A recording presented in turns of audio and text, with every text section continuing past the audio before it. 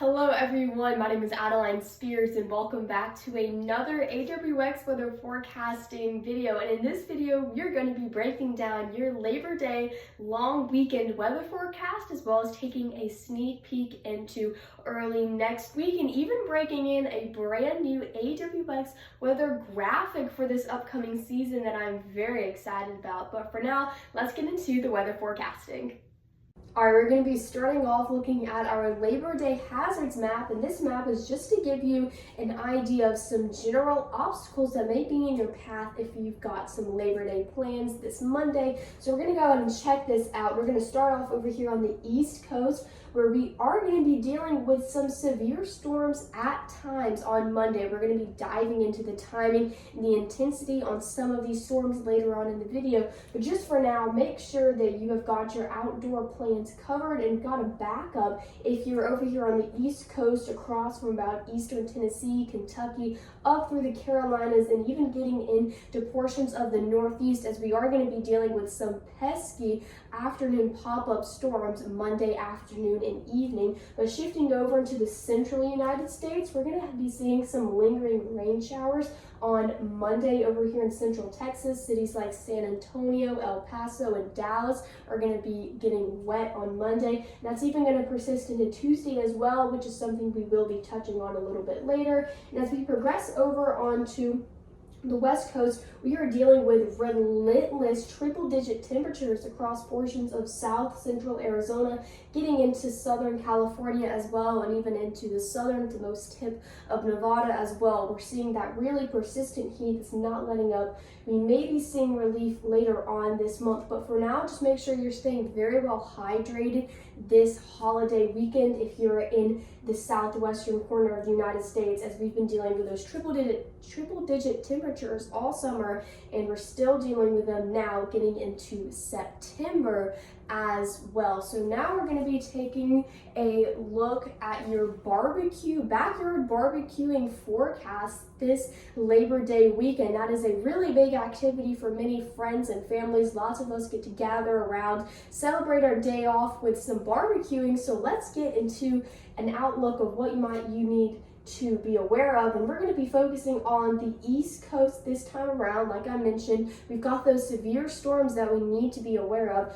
We do have a marginal risk for tomorrow, outlining the possibility for some scattered severe storms capable of producing damaging winds up to 60 miles per hour, torrential rainfall, frequent lightning, and even some small hail at times with those more intense and strong scattered severe thunderstorms. So we're going to be looking at our simulated radar starting off at about 2 p.m. Eastern time, and we've got some pop-up storms happening over here in portions of southeastern Kentucky, getting up into the Appalachia of West Virginia and Virginia as well. Nothing to be worried about right now. This is when you really need to start focusing on the weather and taking a quick look at the radar ever so often, just so that you are ahead of the game, because once 4 o'clock rolls around, we're getting into that dinner time, peak hitting of the day. But this is when storms are going to be at their peak. Most likely 4 to 7 p.m. seems to be that prime time window to see those thunderstorms begin to pop up, convect, and eventually strengthen, maybe up into the severe limits of at times. So again, we've got these storms all across portions of eastern Tennessee and Kentucky, and now getting into Virginia and North Carolina as well. And that pattern will continue as these storms move due southeast, now getting into 8 p.m. Thankfully, these storms are really relying on that daytime heating and convection to keep moving and remain as intense as they may be. So once we are hitting about dusk, the sun begins to set, these should be out of our hair. But until then, 4 to 8 p.m. is really that window of time where you need to be staying weather aware if you were on the East Coast this Labor Day, as some storms may be getting in the way of some of your plans. But now we are going to shift our focus to Tuesday, which is coming up right now. All right, we're looking at our Tuesday hazards map. very similar to Mondays, we're still, again, dealing with those relentless hot triple-digit temperatures down there in the southwestern corner of the United States. But what we're also dealing with are these unseasonably warm temperatures up here in Montana, the Dakotas, Nebraska, and even portions of Wyoming and Colorado, where we have been seeing days and days of these 90+ degree temperatures, even knocking on the door of the triple digits at times over the past couple of days. So this is another area of the United States that we need to watch out for. Make sure you're checking your cars before going into the grocery store, staying cool, staying hydrated, taking frequent breaks in the air conditioning, especially if you've got those outdoor plans like many of us do this Labor Day weekend and even into the next week or so as well, as relief is really not in the short-term forecast. Now going back down into Texas, like I mentioned, we're still going to be dealing with those scattered to isolated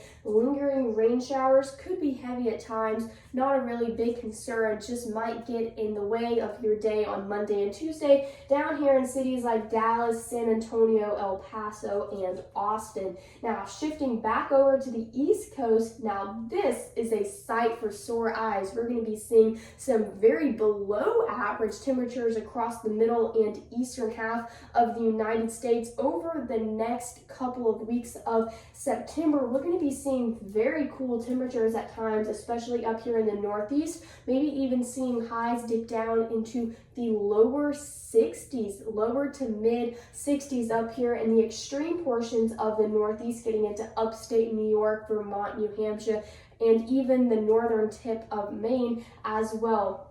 And of course, extending down into the Appalachian Mountains as well over here in high country North Carolina. Could be getting in on some 60-degree temperature action as we go over the next week or so. And don't get me wrong, we're still going to be feeling some relief across the southeast and the midwestern United States as well. Just not as dramatic as we're going to be seeing up here in the northeast. But nevertheless, we're going to be seeing the return of some upper to lower 70-degree temperature highs, especially as we go into the Midwest, Minnesota, and Iowa. We'll be feeling that a lot more than folks down here in Georgia and Alabama, but still something to look forward to after we've been dealing with these 90-degree temperatures over the past week or so in the latter half of August. And now my favorite part of this forecast, I'm going to be introducing a brand new AWX graphic that is coming up right here. All right, the graphic that I'm very excited to introduce is the fall-o-meter graphic, and this is supposed to give you an idea on how much it's going to feel like fall in your area or region of the United States. And this is based off temperature,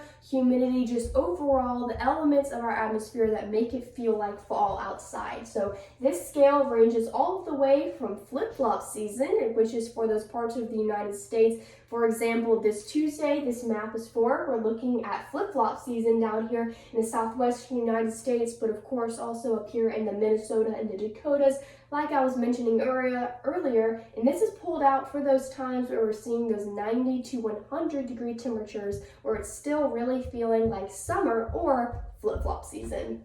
But as you notice, we're seeing some lighter greens over here on the west coast in Portland, Seattle. But as we shift over into the Central Plains, we're starting to get into the yellows. And this is what I like to call pumpkin spice latte, which is when we're really starting to get into the fall feel of things, whether it's sticking around for one day or for a week. This is when we're seeing those temperatures in the upper 70s and drier conditions as well. But I would like to add, this will shift as we go deeper into the season and those temperatures obviously begin to decline. Those average temperatures decline with it as well. So we will see some slight changes, but for now, this yellow region is warranted for those 70-degree temperatures. But as you can notice, we've got some splashes of orange up here in the Northeast, upstate New York, Vermont, and New Hampshire, even the tip of Maine up here as well. And this is what almost encroaching on sweater weather, which is when we're seeing those temperatures in the mid-60s or true